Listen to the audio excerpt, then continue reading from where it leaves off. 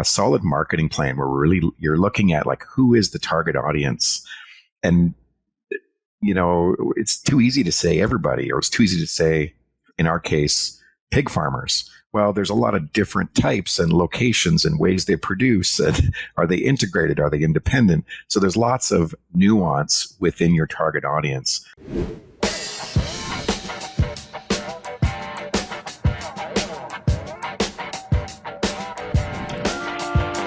Thank you so much, everybody, for tuning into the Wisenetix Podcast. I'm Darryl.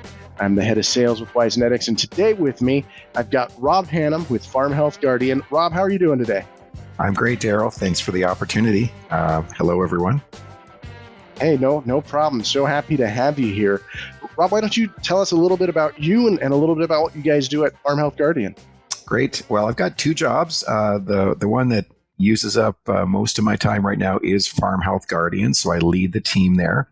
We are in the livestock sector. We're helping farmers and food companies to improve biosecurity, and our focus is swine and poultry, and we're providing a digital biosecurity solution. So we're like a tech startup company and just working to help pig and poultry farmers and the food companies they serve to improve biosecurity and reduce the risk of disease spread. In addition to that, I got another business venture I'm involved with called Synthesis. Synthesis is a marketing and communications agency. We do some consulting work as well. And that business is 14 years old. We're based in Guelph, Ontario in Canada. Oh, wow. Awesome. Was Farm Health kind of a jump off from Synthesis, or just two separate things? Yeah, they're separate, but using sort of maybe, some of the power of Synthesis in the background for our marketing. But Farm Health Guardian, we launched the software and the company in 2020. So it's new. We've been around for 3 years now, and just sort of getting our technology proven and trying to get a few customers every few months and just build it from there. Awesome. I'm loving watching tech come into the ag industry here. I'm a big tech fan. I come from tech. So very exciting what you guys are doing at Farm Health. More about you, though. What would you say are your top 3 achievements, Rob? And what did you learn from those experiences? Top 3 achievements. I don't know. That's a big question.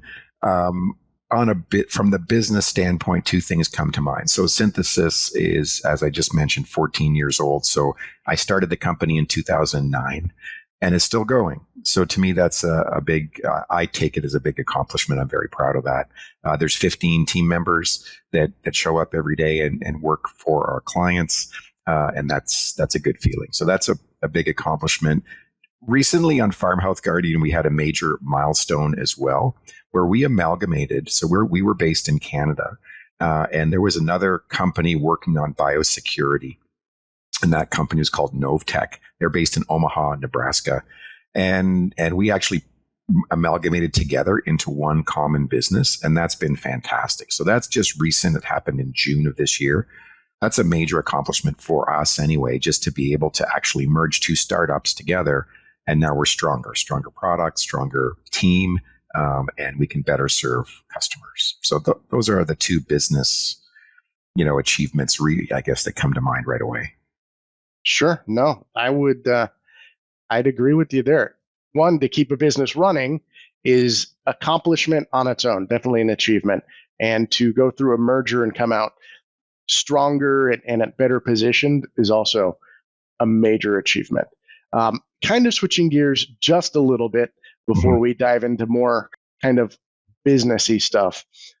What would your parents say or describe about what you do for work?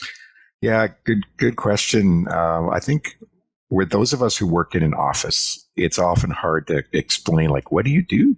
But with the marketing group, there's some visual elements, right? So if I was to ask my dad, he knows I work on software stuff, but some of the things he would see would be brochures and websites. So my dad would likely say, yeah, he's working on software, trying to get that going. He's talking to investors all the time.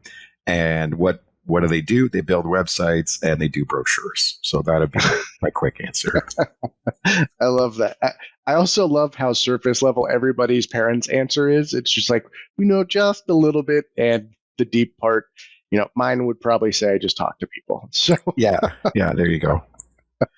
so I get that. Moving into more marketing questions, especially since you come from that, what are some essential tactics that are in your toolbox that you probably started with and still use today? Yeah. When you think of marketing tactics, your mind goes everywhere. There's all kinds of things. There's digital tactics that we're all, trying out and experimenting with. But I'm going to come back to say like planning and messaging. And that's boring. But let me just back into like why I think that's important. So started off my career privately owned, like small business. My next stage of my career, I worked for a larger company, a few years in Canada, where I'm based now and live, and a few years in the US in the Midwest. So in a bigger company, you've got a lot more process. So I learned, early on in marketing, how to get things done. When in a bigger company context, as part of a marketing team or a sales team, we had a lot of planning. I moved from there to work at a marketing agency, and I really got addicted to like learning different businesses. We would work with different clients all the time. I might have 10 clients that I work with over a year. And one of the core functions of an agency is to do planning with the clients. And that's really stuck with me. So a solid marketing plan where you're looking at like who is the target audience, and it's too easy to say everybody, or it's too easy to say, in our case, pig farmers. Well, there's a lot of different types and locations and ways they produce. And are they integrated? Are they independent? So there's lots of nuance within your target audience. So, but that active planning is like a huge thing for me and for our teams. And we kind of got there because we've worked with a marketing team doing different client works where we have to do that. But that certainly helped us be more effective with Farm Health Guardian, and frankly, helped us save money. There's lots of times where people are doing marketing or advertising, not really being clear on the purpose, not clear on the audience, and it usually isn't effective. It might increase your brand awareness, but it probably isn't an effective campaign. We'll hold back and wait. If we're not clear on the message yet, or we're not clear on what the customers love about it, we'll just hold off until we are clearer and we can know that dollar investment, whether it's in a trade show or whether it's in, a digital tactic or a banner ad or something like that, till we know it's going to be effective for us. So we'd rather not spend than just, shotgun approach. Planning helps us get there. The second thing I mentioned was messaging. And similarly, just that thought through what are the messages, and being an ag tech company, like when I started my career, sort of features and benefits as we focused on. But the way I think about it now is like the feature and the function, how it works, and then the benefit or outcome and that's not a new concept. If you Google feature, function, benefit, there's all kinds of white papers on it. But that's how I'm trying to think about messaging and get clearer, not just here's a cool feature and what it does, but why it's important to you and how does it make your life better? How does it make your business better? Sure. I mean, that's like, I'm trying to soak up what you're saying. I could spend this entire hour picking your brain on marketing. I really loved what you said about planning and having restraint to kind of hold back if you weren't completely sure on where to go with it as far as like your target. And you said that's pretty much saved you at Farm Health, at least, some money. Yeah, and we're a small company. We don't have a lot to invest. It's not a huge campaign, so it would apply for a big company that's got an annual marketing campaign. But when you're small and scrappy and trying to start up, and you've really got to spend every dollar wisely, and we'll just hold back if we're not clear.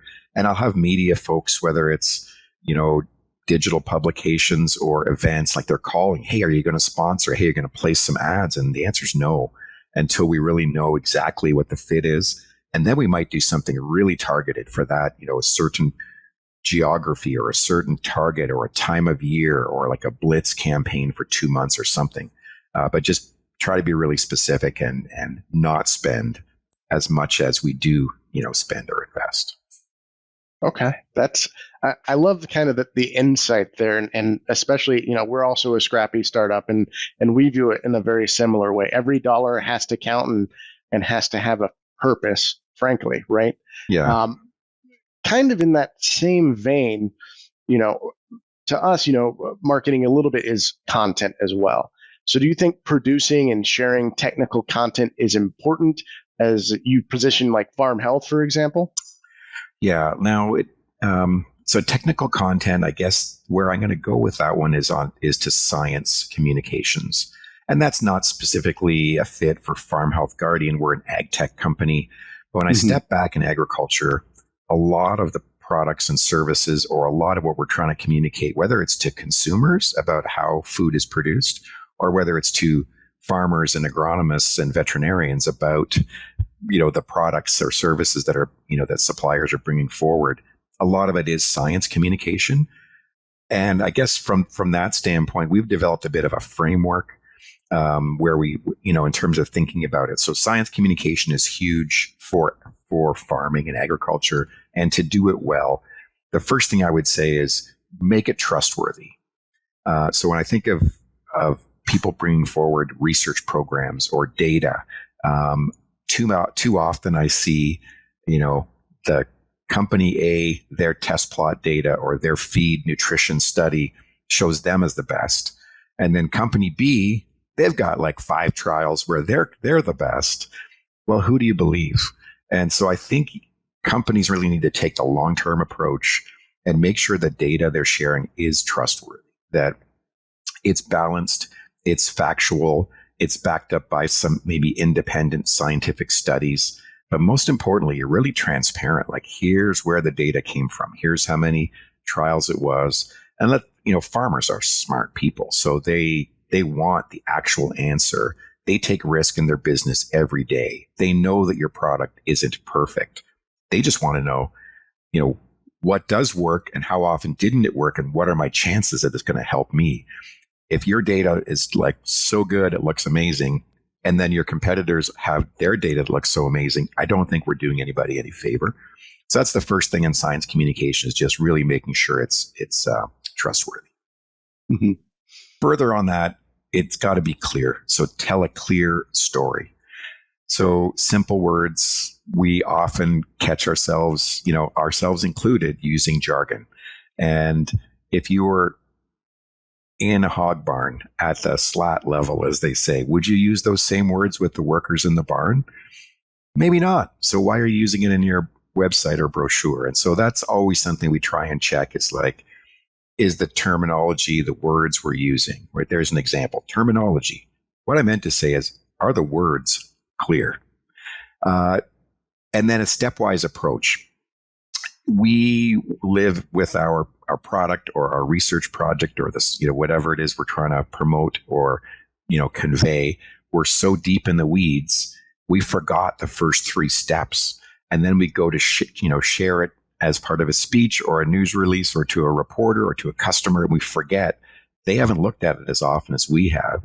You've got to start back at the beginning, but then quickly sort of being able to move in a stepwise approach, like start it, put it in context, make it clear and simple. And then as they show interest or ask a clarifying question, then you can go to the next level of data. If you dump it all out there, people might just glaze over and not be interested or not see it as relevant. If you back up a step and go a little slower and then kind of work into it from a stepwise approach, you'll likely be more successful. The final one is just about making it relevant. So that's the 3 sort of pillars: trustworthy, clear story, and relevant. And to make it relevant, you need to try and simplify, maybe use a metaphor to compare your new concept to something they already know. You're trying to make the unfamiliar familiar. And that's, is it relevant at the right time? Are they listening for that kind of information, whether it's time of day or time of year, to be sharing that message? So that's all of that is so well thought out and relevant to not just business but life, especially the bringing it into words that everybody can understand. And then if you need to take the step approach and work up from there, you can.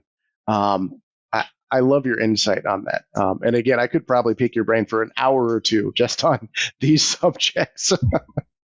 yeah, it's common sense stuff, but we're specialists in our job or with our company or our product, and and sometimes we're if you're a researcher or an academic or a veterinarian, they handle complex sets of data and information, and they're always taking in all this complex information.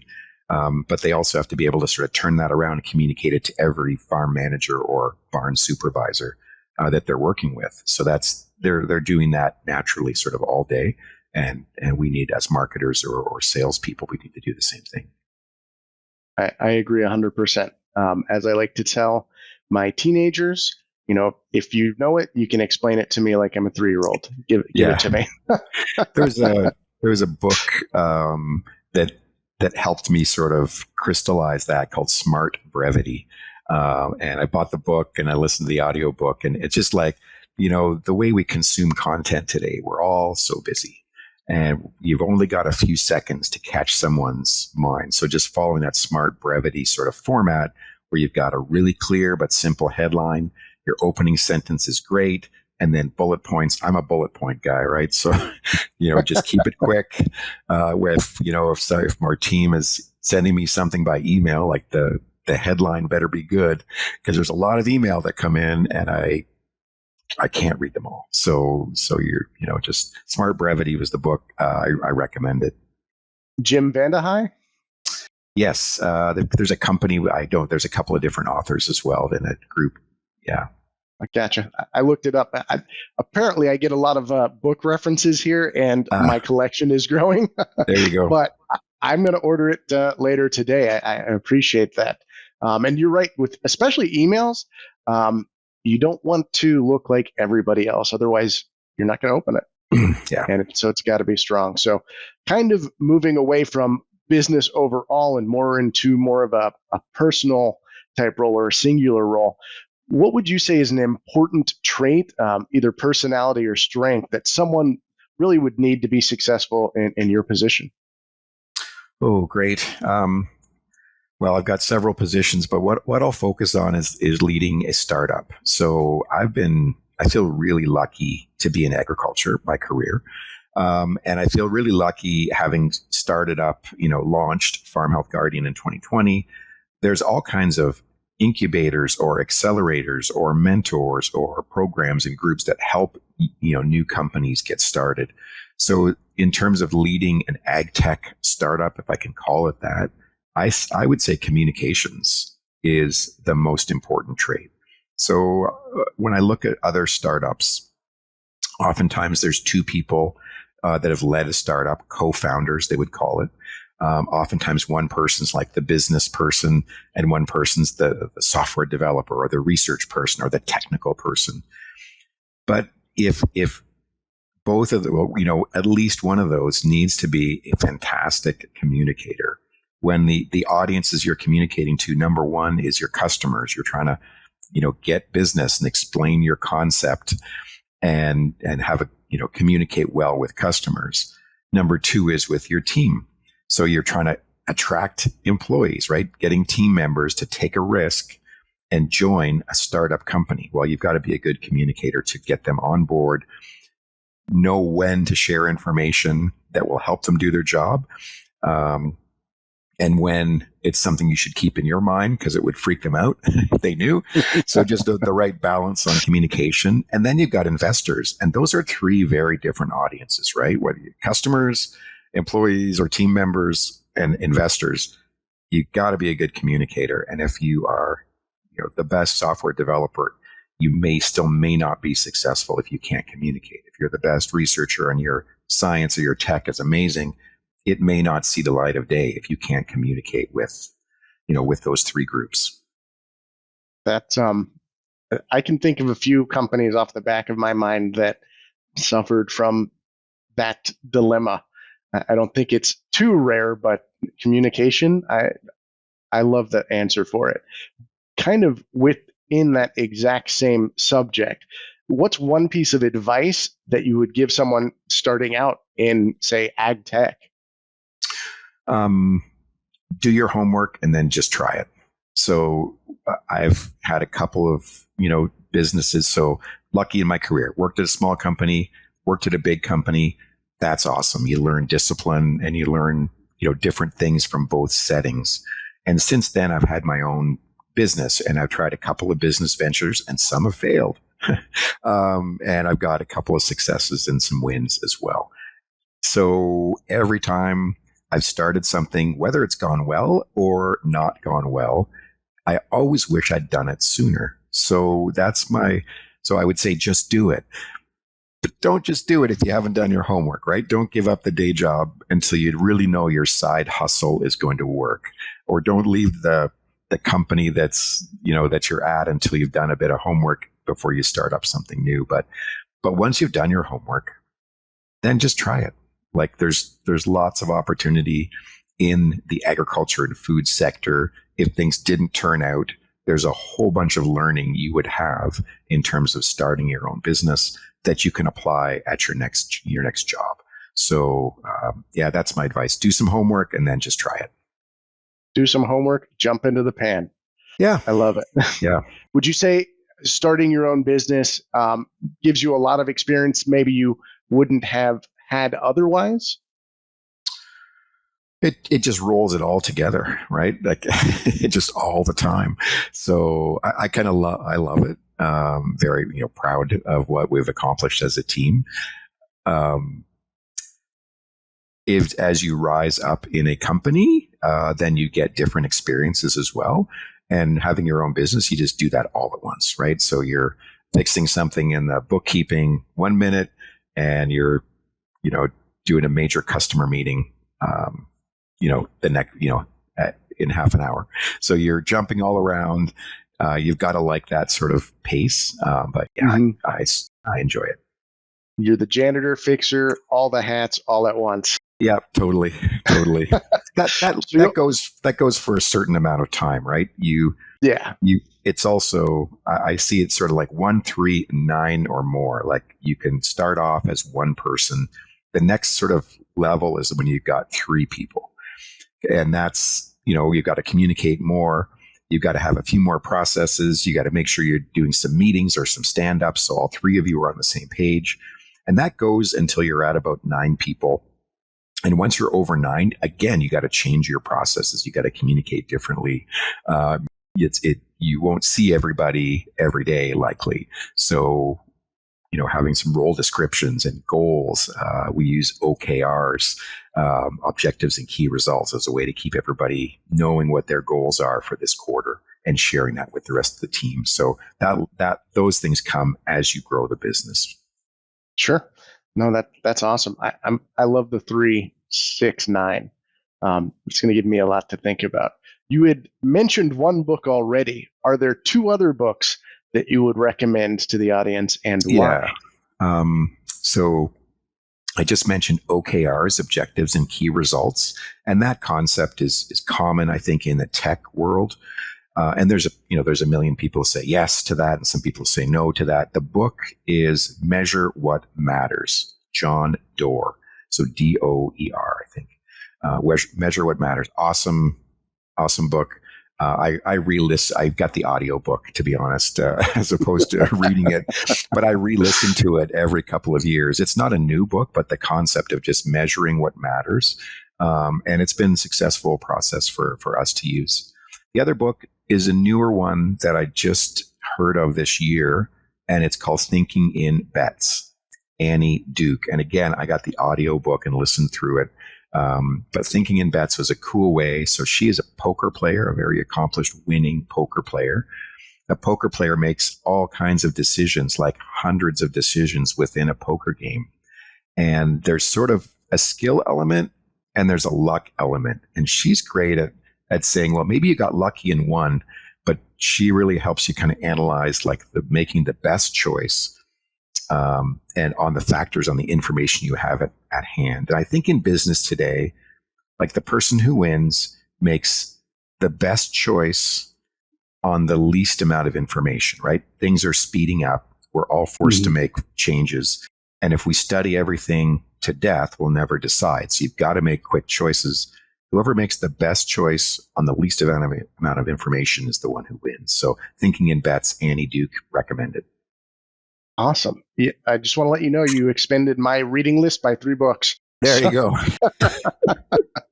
So I've got a backup, but you're 100% right on the speed of information now, and making the right decision with the least amount is going to put you that step ahead. Because speed to market is a big thing. Yeah, speed in anything, like with your software development for us, for example, like we could be developing a feature for a long time, and if there's a roadblock or the customer loses interest, do we keep going or do we pull the pin and move to something different? And the longer we stretch out those choices, the worse it usually is. For sure. Kind of building off the books, as another thing, since you listen to the books, is there a podcast or a resource about business or marketing that you'd recommend to the audience? I do like podcasts in the swine sector. There's lots of good podcasts, and you guys have one, Swine It. I do. There's a whole bunch of great podcasts out there to learn about agriculture. If you're switching into a new sector, whether it's vegetables or crops or livestock, there's a ton of podcasts. You can just use your drive time to learn about your sector. I like learning about tech. One of the ones, I guess what I'd recommend is called Hard Fork. It's a New York Times podcast. It's 2 tech reporters, and they just break down things like ChatGPT or what's going on with Amazon or artificial intelligence or anything tech related. And so I like it, and it's funny and fun. So Hard Fork, New York Times is the podcast I would recommend. Awesome. Thank you for that recommendation. I'll probably check it out myself. I like tech as well, and I don't know how I haven't run into this, probably because my tech doesn't go here, but we do a lot of work in AI, especially helping us kind of bridge ideas sometimes. And it's interesting to see everybody else, what they're doing in that. Yeah. It's not a super technical podcast, which is why I like it. It's more high level about like the future of AI or how it might be used. But then they'll go to Twitter and talk about Elon Musk stuff for a while. So it's more general tech news. But I enjoy it. I listen every week. Awesome. And so it comes out weekly. That's good to know. Yeah. So you've given me 4 things that I'm going to add to my list here, Rob. You must add stuff every week. I do. That's why I have to start looking at a new bookshelf, because it's going to fill up pretty quickly here. I like to learn. What can I say? So, me too. That is a great trait to have as well. Always willing to learn. But what is the best compliment that you have ever gotten, Rob? The best compliment. Well, the one I'm going to stick with business stuff for this podcast here. When I think of a business compliment, like the biggest one for me is when an employee, a team member, refers their friend or refers someone they know to a job opening you've got. So I've had a great young man, Michael Black is his name. He's worked with me for 10 years or more. And we had a job opening with Farm Health Guardian, and he flipped the job opening posting to his brother and said, "Hey, you should consider this." And to me, that's the ultimate compliment when you've got someone that's on your team and they're willing to recommend, someone they know and like to come and work there as well. I take that as a huge compliment. Quite proud of that. So there's my answer. When employees refer their friends to work at your business, that's a compliment. Yeah, and you should take it as a big compliment, because there's lots of people who won't do that, and if they do, it means they really like where they are. Yeah. So, kind of closing out here, Rob, where can listeners find you and Farm Health Guardian online? Yeah, farmhealthguardian.com is the website. We've got a YouTube page with a bunch of explainer videos. So on YouTube, it's just Farm Health Guardian or farmhealthguardian.com. For me, LinkedIn is where I'm at. I'm kind of focused on LinkedIn as the social media platform that I use for business. So last name is Hannam, H-A-N as in Nancy, N-A-M as in Mary, Rob Hannam. On LinkedIn, send me a note if you enjoyed the podcast today. or you're curious about, the things I've shared. Awesome. Well, thank you so much for coming on the Wisenetix podcast here, Rob. I really enjoyed it, and I hope you have a great rest of your day. Yeah, good stuff. Thanks, Darryl. Appreciate the opportunity. No problem. Take care. And listeners, we'll see you guys next week. Have a great one.